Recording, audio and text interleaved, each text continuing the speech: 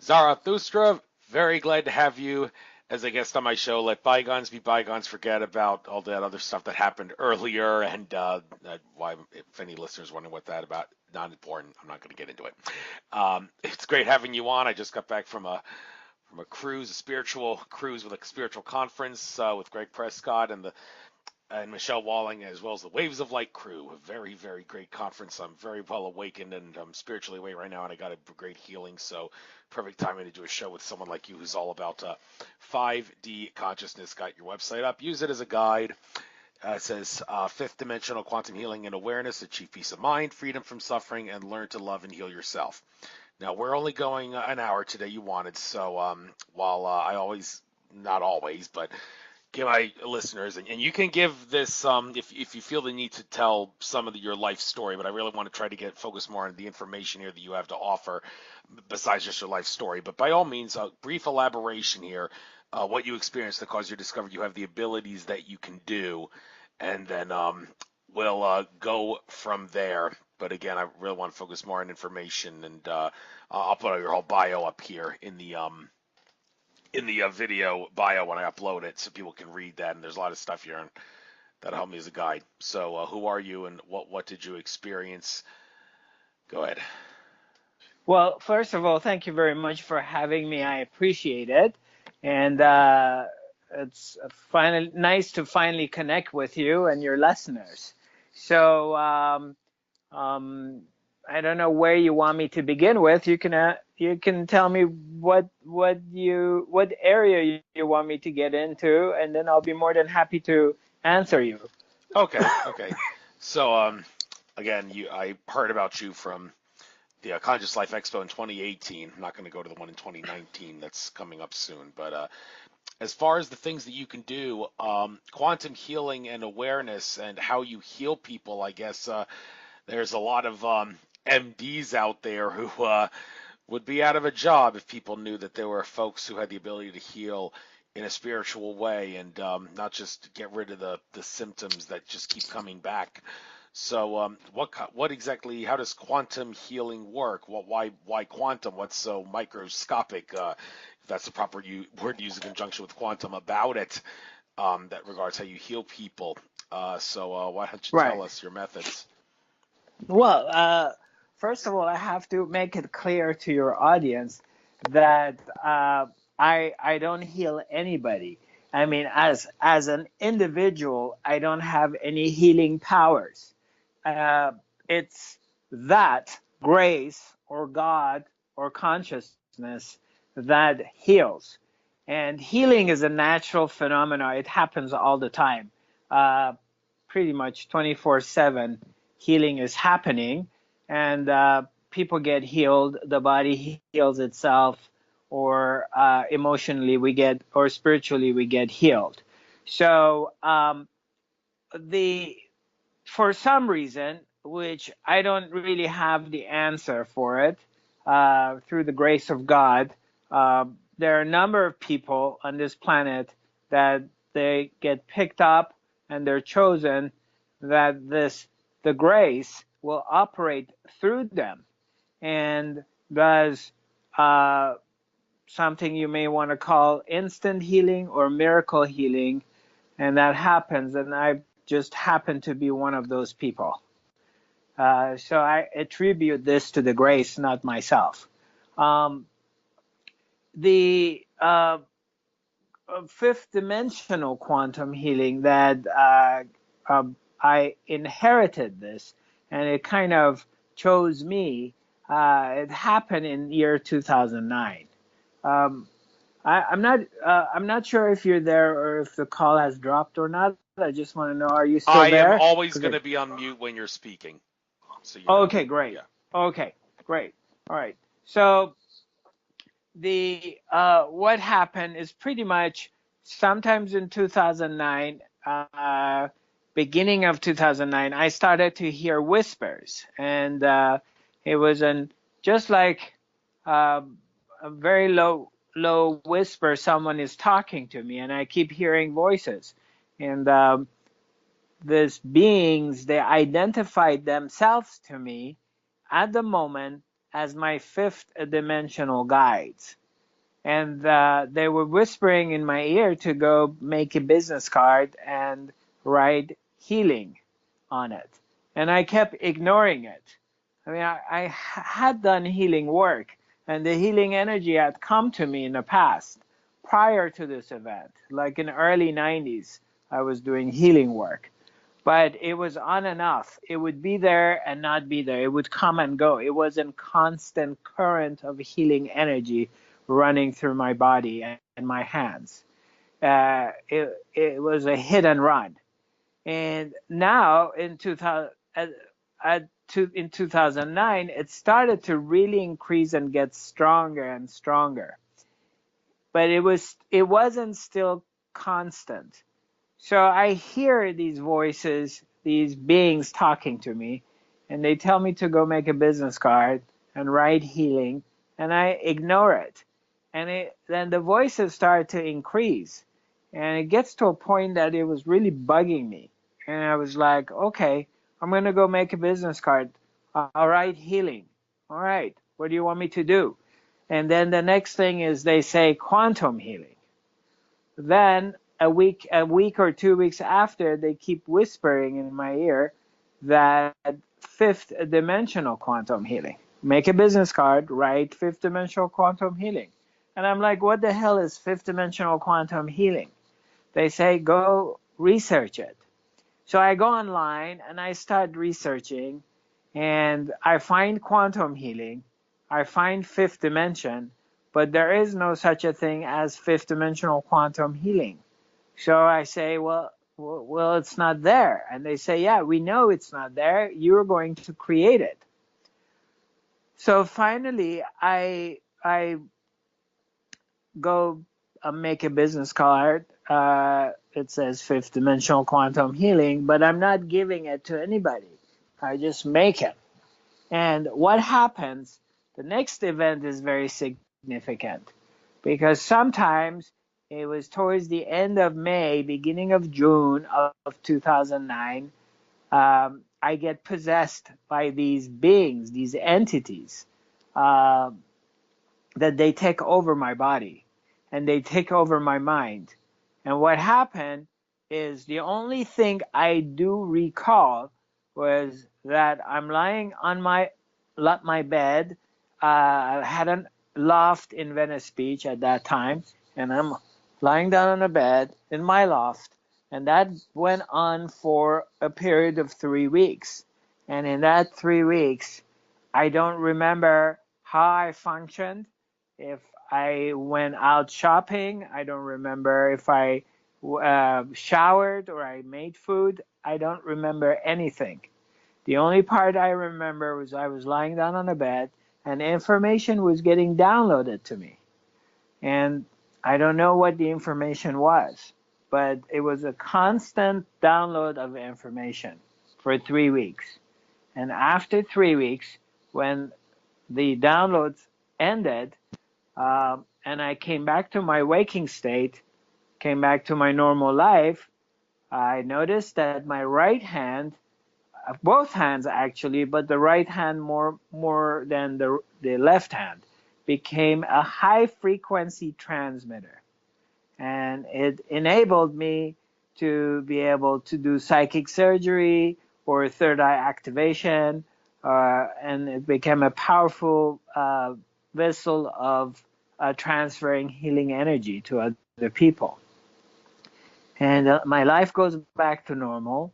I was very excited because it was very exhausting for 3 weeks of being in this state of not being awake and not be asleep, in between state for 3 weeks. So finally, I come back to life. Everything goes back to normal, and I live my ordinary life for the next 3 weeks. And the third week, well, by now 6 weeks has gone by. 3 weeks of downloads, 3 weeks of normal life, and then they come and take over again. And what happened, same thing, I'm lying down on my bed, and information is being downloaded to me constantly.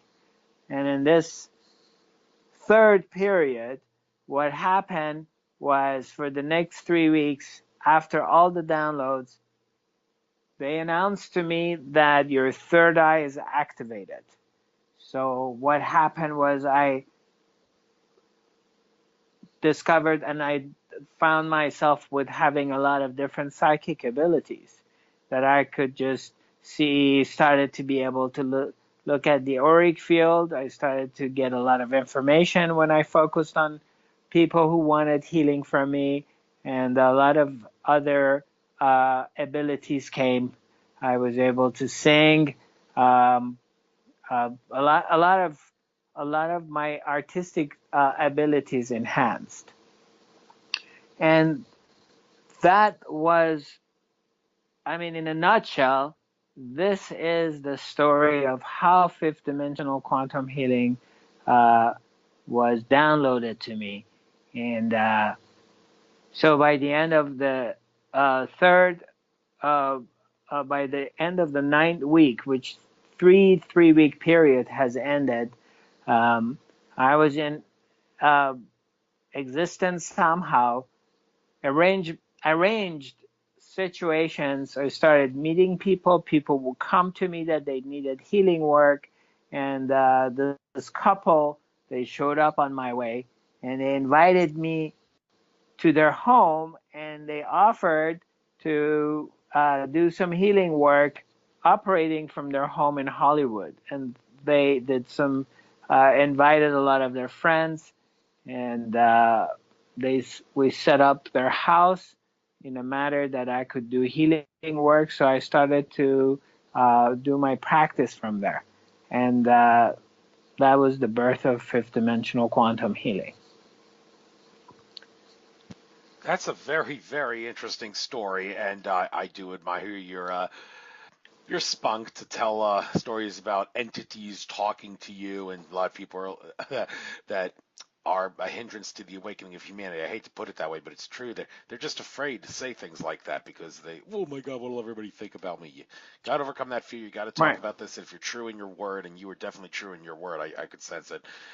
Then people have no reason to think, well, there is definitely something to this. Spiritual entities being able to assist people in such ways.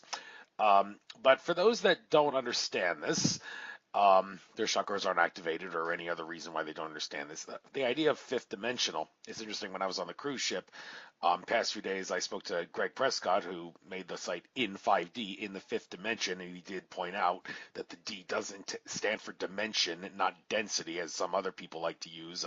And let's not even go there. Nobody knows the difference between dimension and density.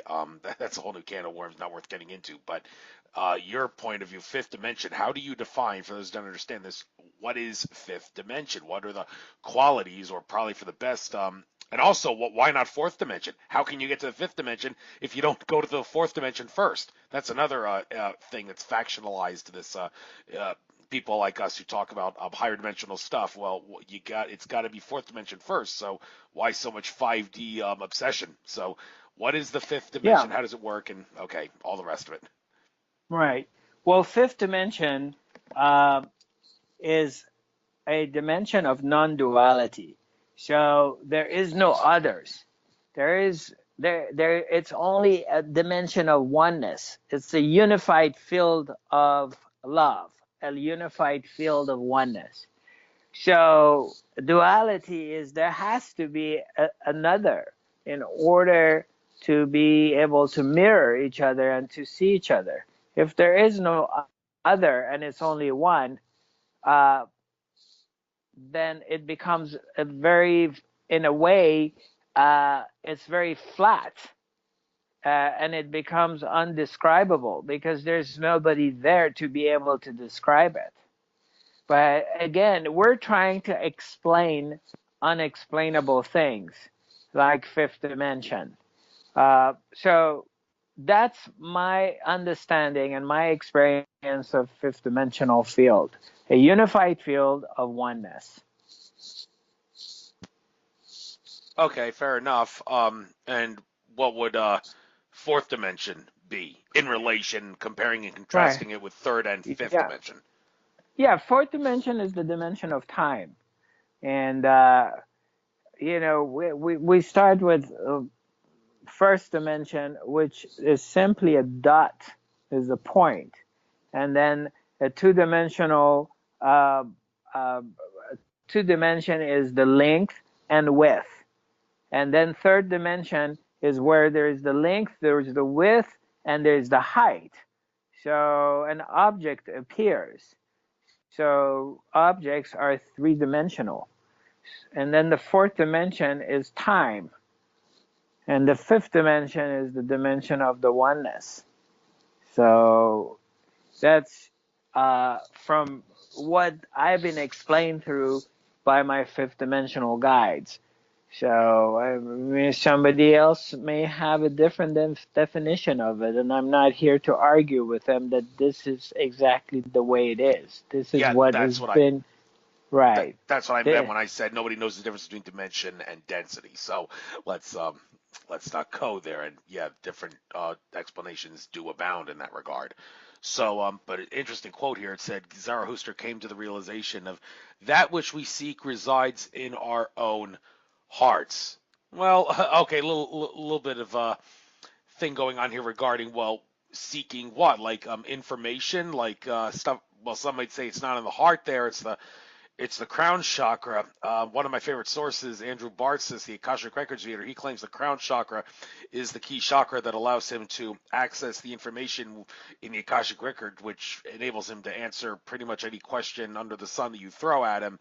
Now, other people say, well, the most important is the heart.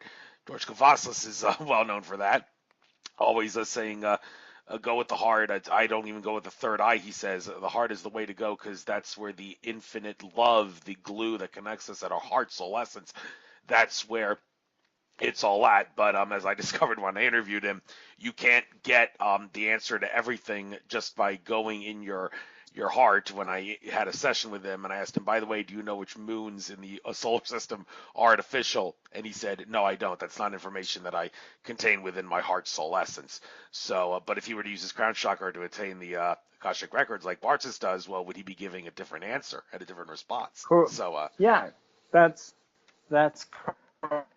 Well, there is there. Well, number one is like when we talk about. I mean, let's go back to what you said. And originally you said you read from something I've written in my website, correct? And you mentioned that that's what we're seeking is within our hearts. yeah. That's what you're referring to, Yes. correct? So in that reference, I'm talking about the truth. I'm talking about the realization, and ultimately arriving at that place, arriving to the awakening, arriving at enlightenment, arriving at inner peace, or the union with God. Again, let's put it this way. These are different sentences and different words of the same thing, pointing out. It's like the finger is pointing out at the direction. You know, so I'm coming to somebody and asking them which way is Dodger Stadium, and they're pointing their finger towards the north, right? So it's not the finger that I'm concerned about.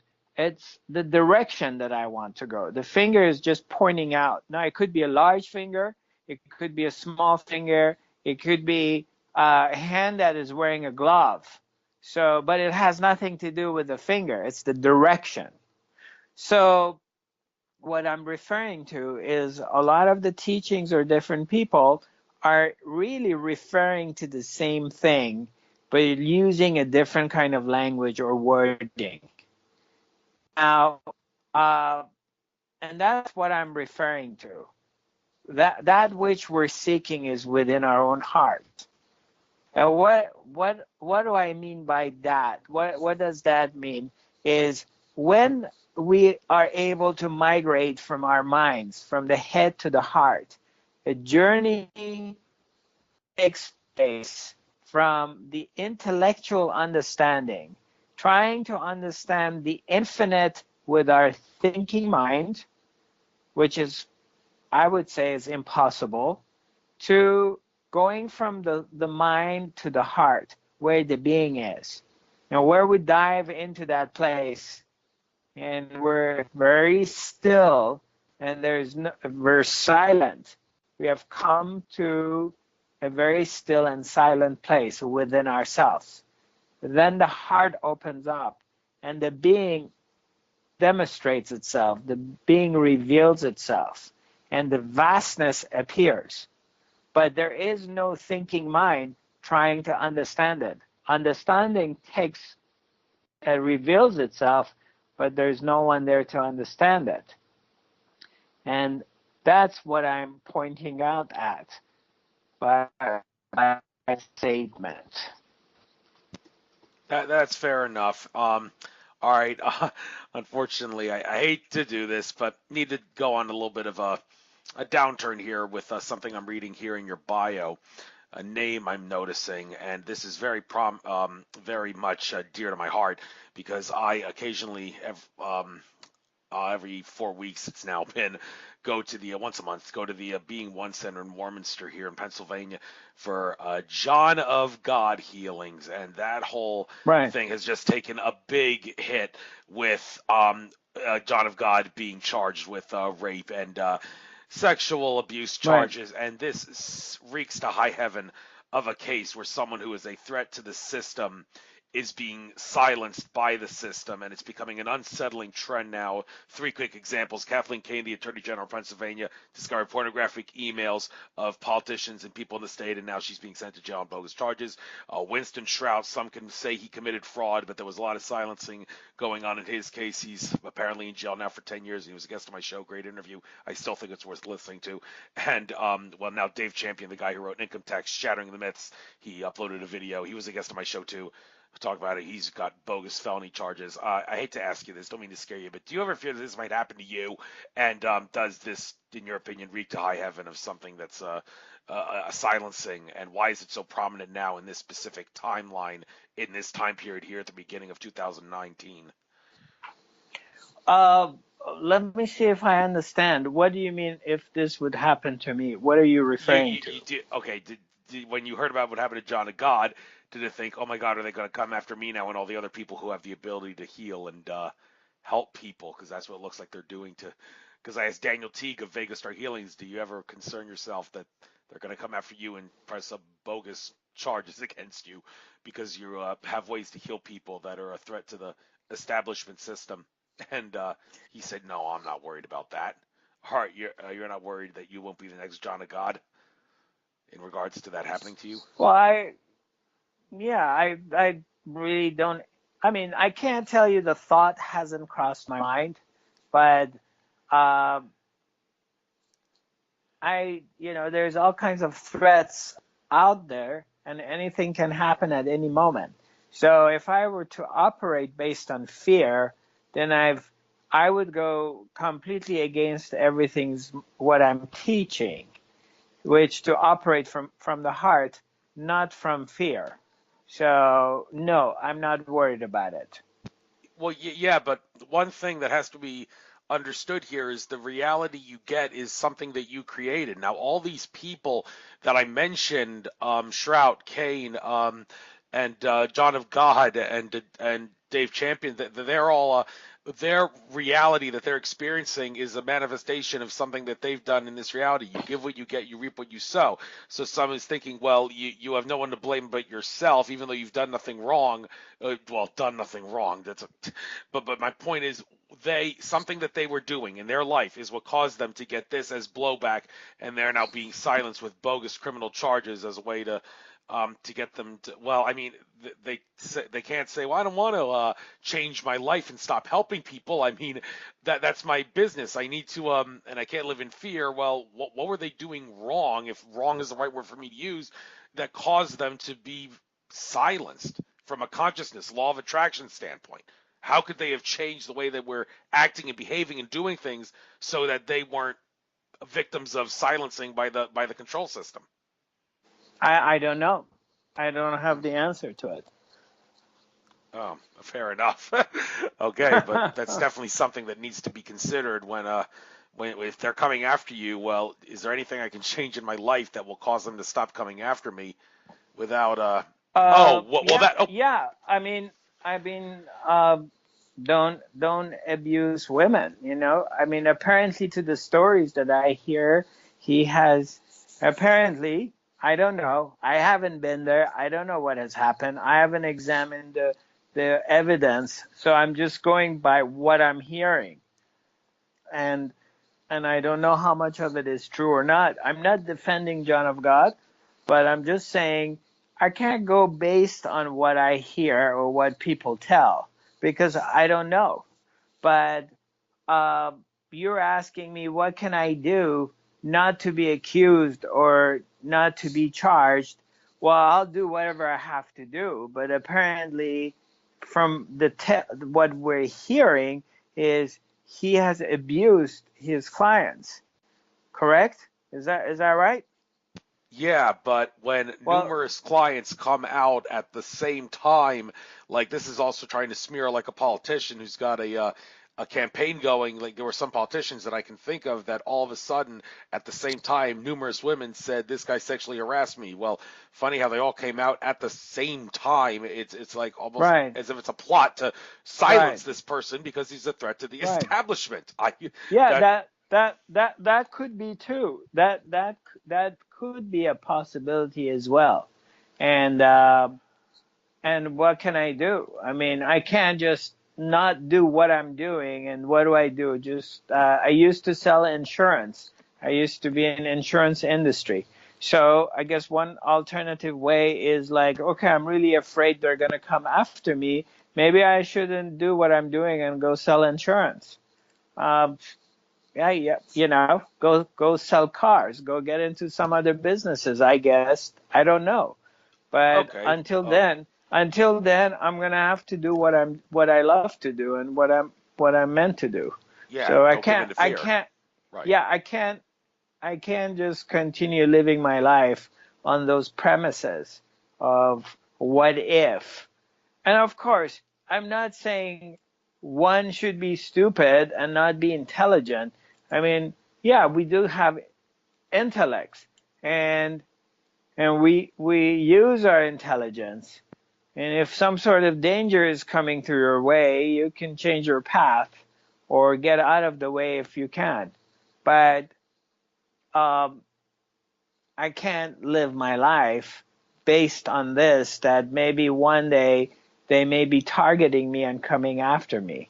Uh, you Well, yeah, know? of course, and I agree. But another thing I wanted to ask you, like you have made it clear, you have entities with you. I mean, what I this is something that I've been talking about on some of my previous shows, and probably will be for a while. The extent to which higher dimensional entities have the ability to step in and interfere with the free will of the control system in the event that the control system is trying to harm us and violate natural law. Now, I've asked people like, okay, these entities have the ability to like shut the powers that be down in a heartbeat if they were to pull a doomsday switch, so to speak. So, I mean, if we were to ask them, well, could you like prevent them from killing people if that whistleblower exposes information that shows 9/11 was an inside job, which some people say Edward Snowden is planning to do but isn't do because the powers that be said we will kill lots of people if you do that. That yeah, Ted Marr pointed that out when I spoke to him at the Conscious Life Expo that you were at. So I'm thinking, okay, these entities, like the ones that told you and whispered to you in your ear and all that, if you were to ask them, can you protect me from evil forces coming after me? Do they have the ability to interfere with the free will of the bad guys so they don't harm you? Well, yeah, I believe so because I mean, existence is infinite, and consciousness is all there is, and is everywhere. The spirit, the the very source of life, is in everything. So, of course, that which has created universe and that which does healing through me or someone else has the power to change things. So, I would have to say yes. Okay, but there seem to be asterisks and caveats on that. to which like the powers that be can be affected with. Like, remember in Star Wars, Obi-Wan Kenobi said, Luke, if you choose to face Vader alone, you'll have to do it alone. I cannot interfere. Right. He didn't he become more powerful than anyone could ever imagine when Darth Vader killed him? So why can't he? What is that force in the universe Right. that's preventing him from being able to interfere and step Right. in and help Luke out? And George Lucas, if Right. you asked him, he'd say, "Well, my movies were based on truth, but I don't know. That's just what the script said." Yeah. Well, is that true in Right. real life? Yeah. Yeah, I don't know, to be honest with you. You're going into the fields and areas asking me questions that I really don't know. So because I from what I know, there's two things. The way I look at everything is in two sections. There's knowing and there's knowledge. And knowledge is borrowed information. Knowledge is what I read in the books, whether I find it from computer reading or the TV or all the information that is really not my own direct experience. And I can just sit down and study about a lot of different things. But it's not my own experience. Knowing is my own experience, something that I've have a direct experience with it, and it's come to that I've gone through it. And when I examine the two, it makes me realize when I cut out all my knowledge, put all the knowledge that I've accumulated since childhood, and I just separate it from what I really know in this life, then it brings me to this point of this conclusion that I know very, very little.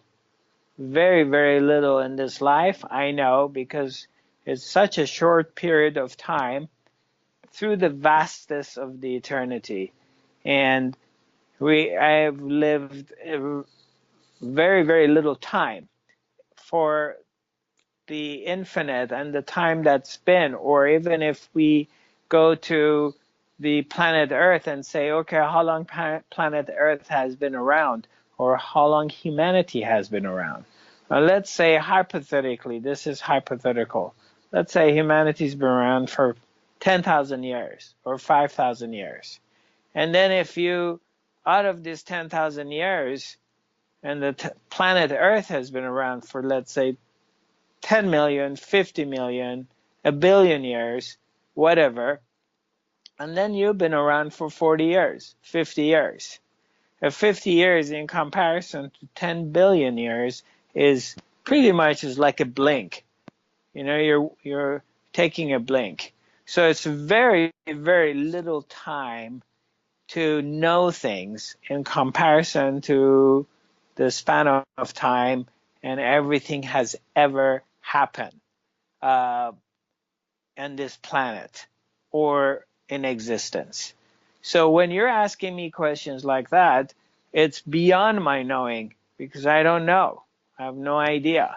Well, in that And case, I'm glad you pointed that out because this was a question that I probably may have kept asking over and over again because it's something I can't stop dwelling on ever since I heard that, well, yeah, that's the reason Edward Snowden hasn't released those 9/11 documents is because the powers that be said they will kill people if he does. And I'm wondering, well, why can't our space brothers, if that's the proper word to use, step in and help us if we ask them to? So I guess maybe I might as well not dwell on it so much because you're making it clear it's not a question I can know. So, well, I guess I owe you a big thank you for that. There's more important things to yeah, talk about on this show.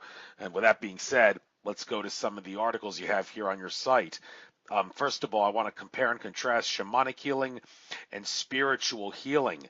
I mean, isn't shamanic healing at some degree spiritual because all the shamanic inebriants and entheogens, the substances, I dare I use the word drugs, but that's the word that the people that recognize them as stereotypically in the world today anyway, that are used as shamanic healing things. They are said to, the word entheogen, bring out the divine or the spirit within. A lot of those are shamanic substances. Tobacco and amanitas and are two that come to mind. Yeah, so what is the difference between shamanic healing and spiritual healing? And then we'll get into the specific spiritual healings after that. right. Well, in so many ways, Uh, I mean, they're the same in so many ways. Now, the shamanic healing, it depends of what region and what we mean by shamanic healing, and there's different ways of doing shamanic healing. Uh, traditionally, I mean, to me, when I speak about shamanic healing, I I think about uh, it could be I think about the tribes. I think about the dances. I think about the instruments that they used. I think about the drums. And then in some cultures, I think about the medicine that they've used. So that's that's what comes to me. And also, a shaman. What is a shaman? I mean, traditionally, the shaman is one who is become the vessel of light and brings the light uh, from the heavens or from the world above to the world below. And also, in a way, I think I see it as shaman is one who has access to the invisible world and can bring information from the other side to this side. So that's how I look at shaman and shamanic healing. That's my definition of it. Somebody else could define it differently or more elaborately, and I'm sure there's much better definitions for it. Spiritual healing, but yet the healing is happening. Everything is spiritual healing. When we're doing any kind of healing, it is again asking for the spirit to come and do the healing. And now it's such the name. I mean, it can cover so many different things. Shamanic healing could fall under spiritual healing. Uh, but I don't think spiritual healing could fall under shamanic healing. So, but to me is anyone who does healing, they pretty much they have come across the spirit, and they've been touched by the spirit, so they do spiritual healing. So it's very it covers a broad area of different things. Yeah, and let's talk about that. Auras and aura cleansing. Daniel Teague of Vegas Star Healings is my aura cleanser of choice. He's helped me with that a few times, and I noticed Theta Healing is on there. I remember in my interview with Maury Zelkovich, he said one thing a Theta session is good for is to eliminate that 2:30 feeling in the afternoon when you hit a crash, when a lot of the potassium in your brain is converted to sodium and you feel exhausted at that point. He claims that a theta session can actually eliminate that to the point where you don't need to really take any caffeine or even eat anything to enhance to prevent that 2:30 feeling from coming. There's also pranic healing, and I want to ask, well, pranic, well, what exactly is that? And vibrational energy healing, that's a whole new series of things because, well, a different vibration will carry a different frequency, which will mean a different type of energy healing. So I'm interested to know what vibrational scale is the scale that you go by. So let's do each of these: aura and aura cleansing, pranic, theta, and vibrational energy. You got the floor. Talk about them all. Well, I mean, I think they're just different names of the same thing, and we can categorize them differently. But very, I mean, when somebody's doing the healing, right, like theta healing or pranic healing or shamanic healing, spiritual healing, fifth dimensional quantum healing, Reiki. I mean, what are the requirements? The main requirement of it is there's a patient and there's a healer, correct? Yes, correct, correct. Yeah, correct. So now, whether somebody puts their hands on, whether the healer is putting it's a hands-on healing, or it's just it happens without touch. It's only energetically. Whatever. It requires two people doing it, because if it's only the patient, the person who's receiving healing, and there's no healer, then I don't think we would be talking about any of these things. So we're talking about it because there's a healer and one who's getting healed. So, but basically, all of them are are sharing the very common thing. There's a healer, pretty much most of the time, puts his hands or her hands on the subject. Now, we can call it whatever we want, whatever name, and there may be different techniques, different schools, different ways of doing it, maybe ideas of if I'm doing it this way, it's going to work better than the other way. And then what happens throughout the time, like when people are asking me about fifth dimensional quantum healing, I always give the same answer. There's nothing new about what I teach or what I do. Absolutely not. All of it has been taught and it's been around ever since the ever since. It's just the language and the packaging changes. And the language and packaging changes with a respect of the modern time. Whatever appeals at that time, and that works. So that's what happens. That's what's evolving. But the actual healing, the techniques may change, but the actual act of and the process of healing, it doesn't. It's the same one that's been around for thousands of years.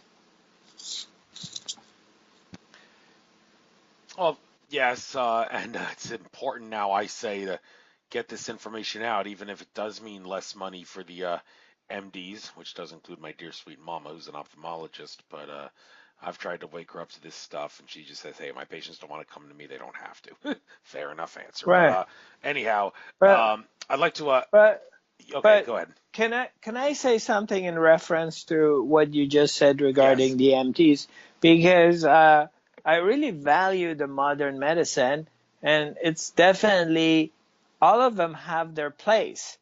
The and I to me is I don't I I wish there was a time that the modern medicine would recognize energy healing, spiritual healing, whatever name you want to put into it, and they could be incorporated with each other, because in my opinion, there's certain maybe ailments that maybe the energy, let's say if you break your arm, and and I don't think energy healing, or or I don't care what kind of energy healing we're using, they may not be able to correct the problem, and which modern medicine can do it much better, probably by taking an X-ray, making sure that the bones are set correctly, and then it's casted and it's gonna uh, uh, uh,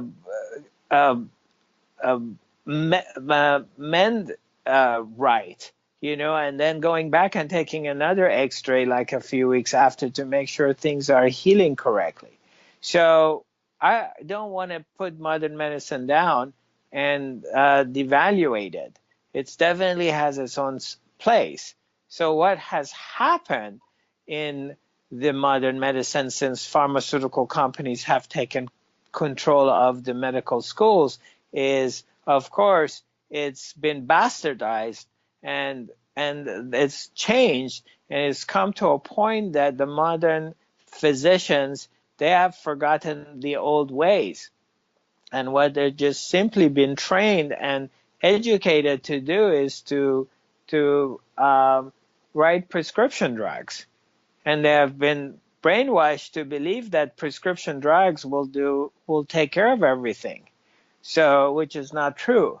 Which, 100 years ago, we used a lot of herbs, and in different regions of the planet, we had different health issues, which the area, uh, the geographical area that you lived in produced this does produce the certain herbs that it's taking care of the health issues of the people of the region, of that particular region. So the nature, the planet Earth creates the remedy for certain health problems in certain areas. So what has happened with modern doctors is they're not being trained, and it's not the fault of the students. It's the system that is not teaching the new students anything about herbs, anything about diet, anything about cleansing, the importance of cleansing, and a lot of different things that are available that can help people live a very healthy life. But again, the modern medicine definitely has its place, and I don't want to take that away from it. And I don't want to replace certain things the modern medicine does so well that energy healing I don't think can do. And there are areas that energy healing can do that the modern medicine can't do. So if the two get combined, then we will have tremendous amount of force that could help us restore and heal the bodies. Oh yes, there's no question. MD is good for trauma and such. Definitely good for that. So they do have a place. But getting back to spiritual healing, um, one interesting thing about the how the time factor. It's interesting. I mentioned time because in spiritual world, time is supposed to be acknowledged as an illusion. Well, I bring this up when I was on the cruise. Um, what was his name? I'm drawing a blank already on his name, but anyway, he gave me a healing, and he after the healing, he I started feeling a lot better, and I got on the dance floor after that with Michelle Walling, and I started dancing a lot better, and I said, well, I kind of owe it to the healing. And but then I realized, no, wait a minute, that's probably not right because Daniel Teague, when he does the healings, he says after a while, like after he does the healings, you should wait 24 hours for the healing to take effect. And I'm thinking, well, that's probably a manifestation of time being an illusion in the in the in reality. So it'll take a little time for his spiritual healings to take effect. But was that really the case? Does it have to be 24 hours? Do you know the mechanism in like reality that would cause that time thing to happen in the lag between when you get the spiritual healing and when you feel it at the physical level? Um, I've had different experiences, and I've seen instant healing takes place. That it happened uh, right during the time I was working on somebody, or maybe a few minutes after I worked on him. And I've experienced that a significant amount of healing took place a few hours after, or 24 hours after, or a few days after. So um, I've experienced it. I experienced all of it. So I don't really have an idea of, or a set way of thinking that it's only 24 hours after, or it's only 24 minutes after. That's not my experience. I've worked on people that they had some chronic uh, health issues that they've been suffering from it for years, and it disappeared right then and there. And of course, I have no idea if their health issue disappeared or not. They have told me that they've been relieved from their problems. So, and I don't believe they lied to me. So, or I've had experiences with a few people that they had a shoulder problem. They couldn't bring their hand over their head, their shoulder. They couldn't raise their hands up, straight up over their head. Uh, you know, in one of their shoulders. Or maybe I had people from maybe 7 to 15 years that they haven't been able to do certain movements. And I worked on them from half an hour to 45 minutes to 1 hour. And then at the end of the session, the person was able to move their arm freely through all the motions. And they went through an instant, they got healed. I don't really have any particular answers for it of why it happens to one person. I mean, I do have a theory. I do have a way of looking at it, but I don't have any reasons for why it would happen to one person and exactly the same thing doesn't happen to the next person. That part is beyond my understanding. But answering your question, to me, it's not a lot of times I do work on people and maybe the next day they start to feel a lot better. They're starting to see the effects, but not necessarily. Okay. All right, that's fair enough. And boy, how is it that people say I'm so great at remembering things, but I'm dreadful with names, and I don't remember the guy who did the healing. It was Eric Rains. I should have known that. He was a guest on my show. But anyway, kudos to him. I definitely want to point out that he did the healing right. So he's all the more reason, just like Zarathustra is, of course, that healings of a spiritual nature can be done on people. I definitely felt it when I was in the hot tub and he was doing the healing on me. So thank you, Eric Rains, and thank you, Zarathustra, for trying to explain how healings work. And again, different things work for different people. That's the healers and the people that are being healed.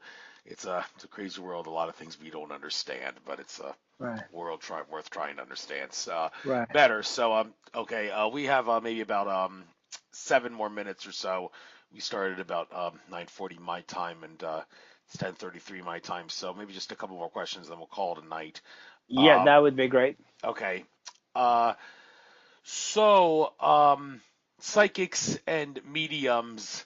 What is it that causes certain psychics to be able to channel what they're channeling, and what does one psychic have to do to enhance their psychic abilities to channel entities of higher dimensions? Or is it basically like you come into this world with the ability to be a psychic, and it's basically gonna stay the way it is throughout most of the life? Is that the way it is with a lot of psychics? Or how easy or how difficult it is for a psychic or a medium to improve their psychic and medium powers? Right.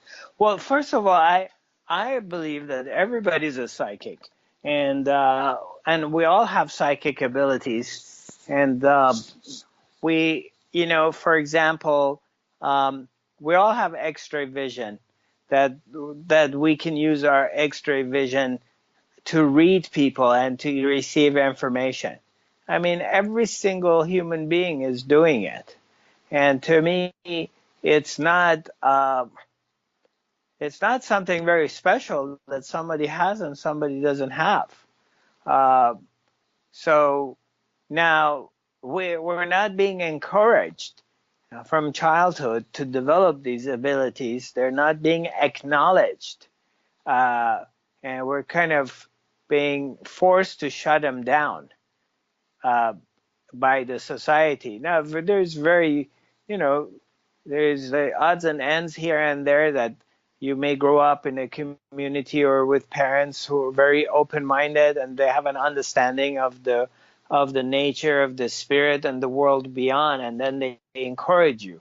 But that's rare in general. There's only, maybe let's say in past maybe 10, 15 years throughout the internet and the availability of so much information, people starting to learn about these things and they have access to this information. And the children, or what we call them indigo or rainbow children, they are more open and they're developing or they're being encouraged to develop their abilities. But as far as, powerful, let's say psychic people, or I think it's just an area if you're interested in and you start to focus on it, as well as the ability of getting out of the way, the ability of putting your ego away and not taking an ownership for it in a way that this is my power and I am special, I am psychic, and I can tell things or I can know things about people. If the I am someone special, that part we can put that out of the way, then information easily flows through us, especially in an area that we have interest in. That's how, Andrew, I see it. And there's been many times, I've never claimed myself to be a psychic or a channeler or medium, but it's been funny that there's so many times that I pick up so much on people when I'm encountering them, and they come, different places, whether it's an expo or it's someone comes for healing or somebody's in my workshop or I'm on a date with someone or I meet someone. And a lot of information just flows through. But I attribute that to the fact that I'm out of the way. I'm not taking an ownership of it, of saying that this is my power. It's just the information becomes available. And also a way that when you get more in tune with yourself, you get more in tune with universe, existence, with your surroundings, and you're really available. There's a sense of availability without an idea of how life should be, without an idea of how things should be. It's just being available to life in this moment, and then a lot of information becomes available. So I think, Right. yeah, this is how I see it. Yep. Right. And last question, and then we'll call it a night.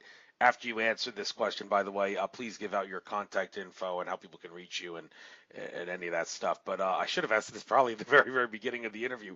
Who was Zoroaster? There's an article about it, but that's where your name is derived from, I presume. So what exactly is Zoroaster? Who was he? What did he discover or do or contribute in regards to our understanding of reality?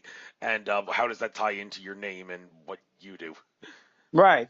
Well, Zoroaster is one pronunciation, a different pronunciation of Zarathustra, or in Persian language, in Farsi, is Zartosht. And so these are three different pronunciations of the same name, and it's a name of a Persian prophet. It's the master, the prophet that came about 3,000 years ago in ancient Persia, which is the current Iran. And this is the first recorded history. Zoroaster is the first prophet. Zoroastrianism is the first religion that is recorded, and the prophet came with a holy book. There has been other prophets and religions, but they didn't have a holy book. But so this is the first recorded religion with a holy book directly, apparently coming from God. So that's the Zoroaster, who came about 3,000 years ago and started to teach in the region of Persia, which is the current Iran. Thank you very much. So to end, anything you like, and also your contact info. I'm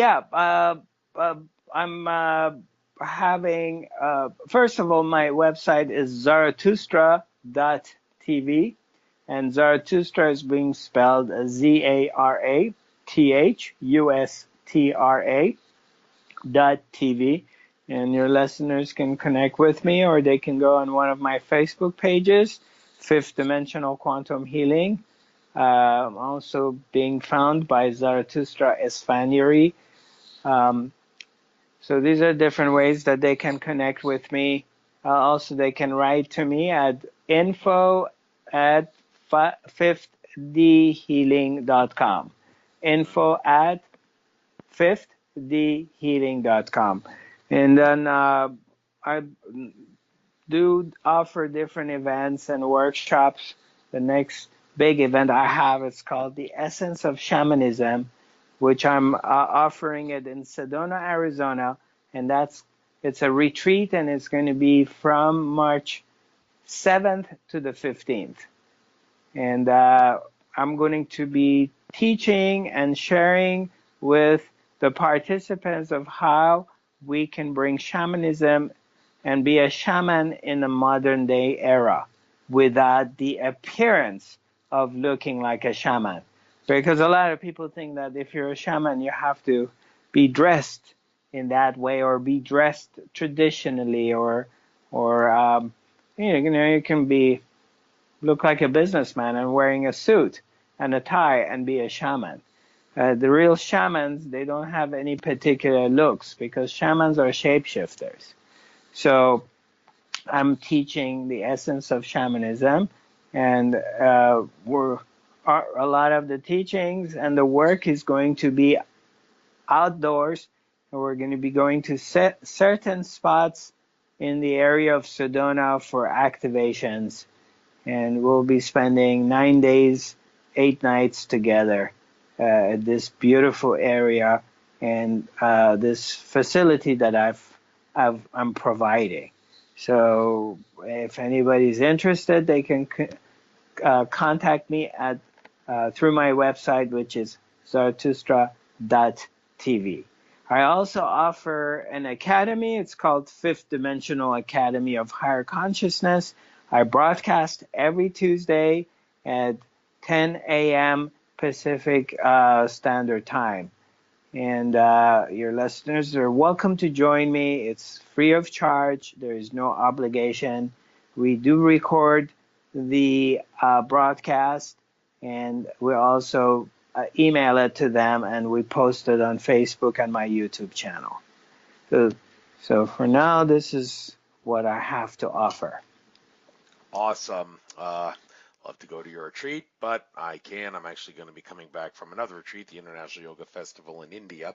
So I'm going to be flying home from that. So maybe another year I can stop by your retreat. I feel drawn to the Sedona, Arizona area, but that's for conferences. I'm more of a conference guy, not really a retreat guy, but every retreat now and then does help. So I'll Wonderful. keep that in mind. So thank you for being a guest. I will upload this to YouTube by midnight Eastern tomorrow. So namaste. Thank you. Very informative interview. And good luck, Zarathustra. Thank you, Andrew. Nice connecting with you, and good luck with all of your broadcasting and traveling around the world. And I appreciate having me at your show. God bless. Take care. Okay.